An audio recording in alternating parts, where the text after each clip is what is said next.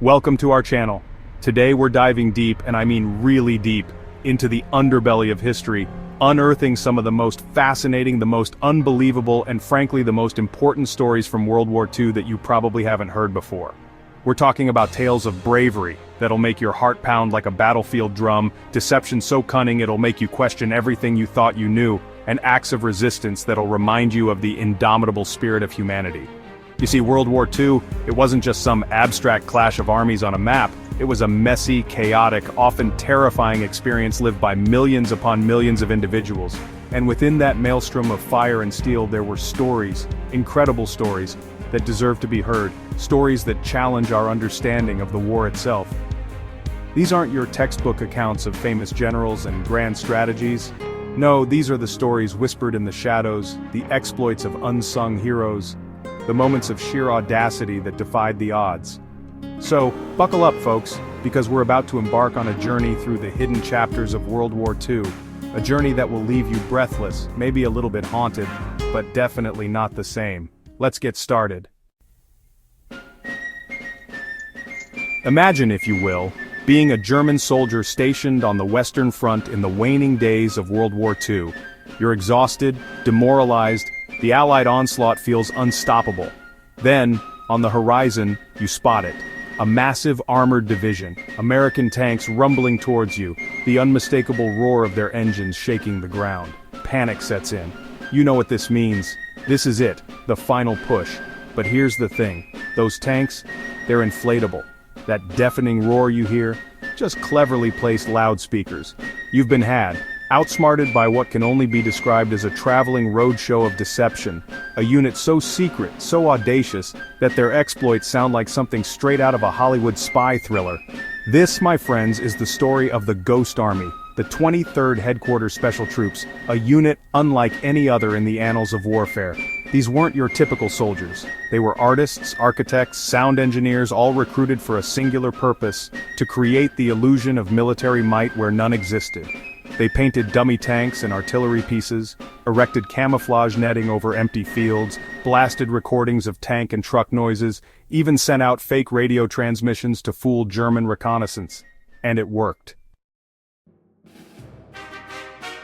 Picture this. A medieval castle perched atop an Austrian mountain, the remnants of a war-torn continent swirling around it.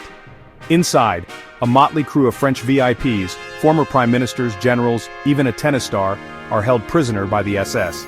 But these aren't your typical jailers. These are diehards, fanatical Nazis determined to fight to the bitter end, even as the Third Reich crumbles around them. Now imagine the most unlikely of saviors arriving, American soldiers, tanks rumbling, guns at the ready, alongside German soldiers, Wehrmacht troops, once sworn enemies now fighting side by side against a common enemy. This wasn't some fever dream. This was the Battle of Castle Itter, a bizarre footnote in the closing days of the war where the lines between friend and foe blurred in the face of shared danger. The Americans, led by a tank commander with the unbelievably apropos name of Captain Jack Lee, had orders to liberate the castle, but they were outnumbered, outgunned, and facing a desperate enemy. Enter the Wehrmacht soldiers, led by a Major Joseph Gangl, a man who had seen the horrors of the Nazi regime firsthand and was determined to resist. Together, this uneasy alliance, a ragtag band of Americans, Germans, and even some Austrian resistance fighters, held off the SS, securing the castle and saving the lives of the French prisoners.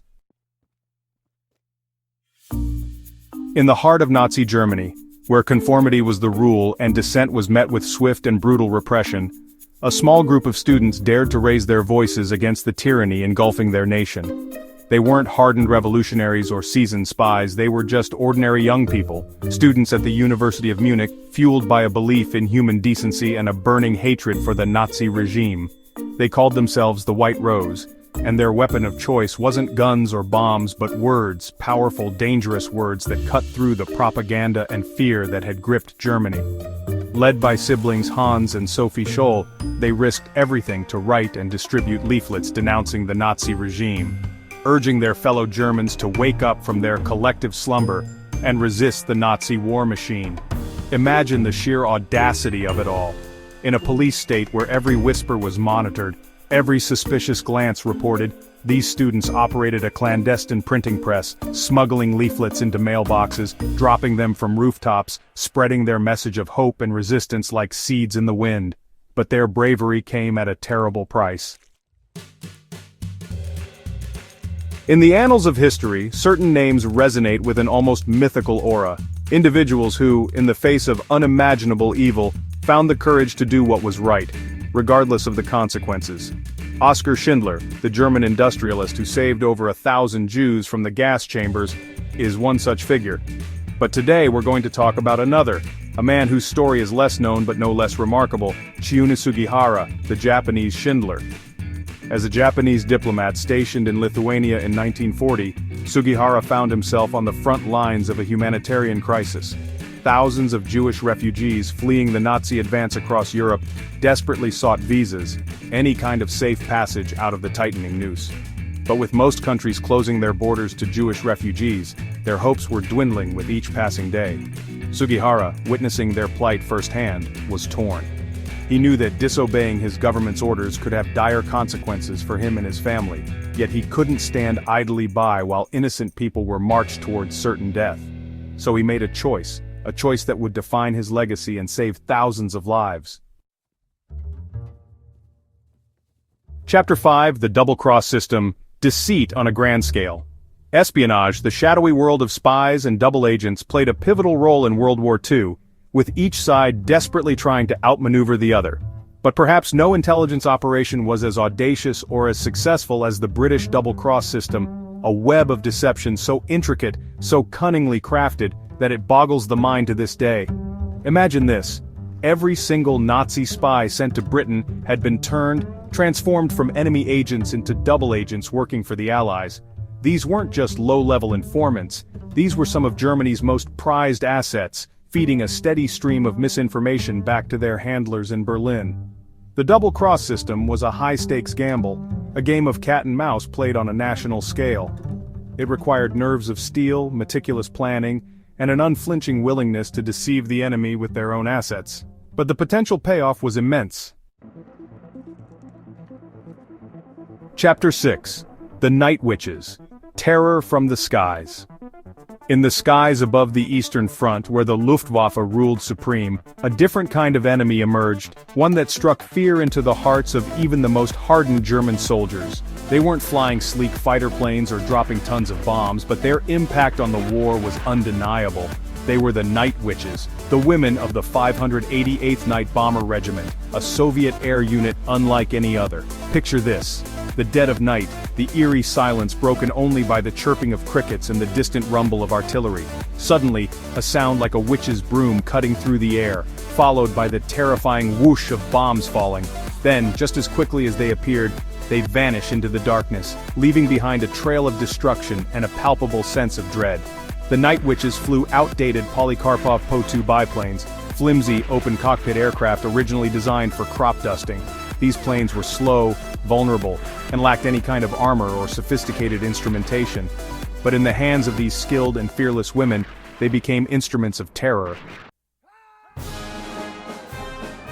Chapter 7: Noor Inayat Khan, a princess turned spy. Imagine being a young woman of Indian royalty, a descendant of Tipu Sultan, a renowned 18th century ruler who fought against British colonialism. Now imagine being that same woman raised in Paris, steeped in the world of music and literature, a published children's book author, suddenly thrust into the crucible of World War II, choosing to fight against fascism, not for a king or a country, but for the ideals of freedom and justice.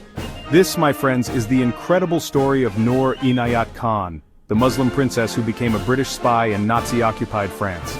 Noor's journey from pacifist Sufi to clandestine radio operator is the stuff of legend. Recruited by the British Special Operations Executive, she was trained in the art of espionage, learning how to operate under a code name, blend into crowds, and transmit vital information back to London, all while evading the ever-watchful eyes of the Gestapo. In 1943, she was airdropped into France, becoming one of the first female radio operators sent into Nazi-occupied territory. Her mission to maintain a vital communications link between London and the French resistance. It was a dangerous assignment, one fraught with peril at every turn, The Gestapo, notorious for its brutality, was relentless in its pursuit of Allied agents, and capture often meant torture and certain death.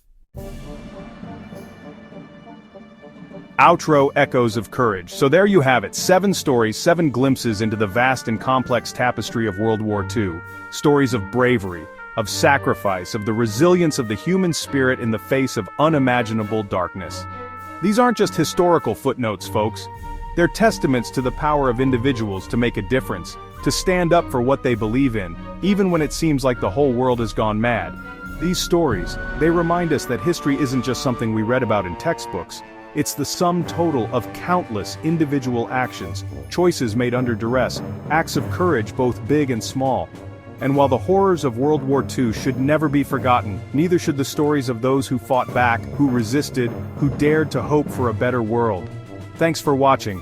If you enjoyed these incredible stories, don't forget to like, share, and subscribe for more historical deep dives. And the next time you think about World War II, remember the Ghost Army, the Night Witches, Chiune Sugihara, Noor Inayat Khan, and all the others whose stories are waiting to be discovered, waiting to inspire us, to challenge us, to remind us of the enduring power of the human spirit. See you next time.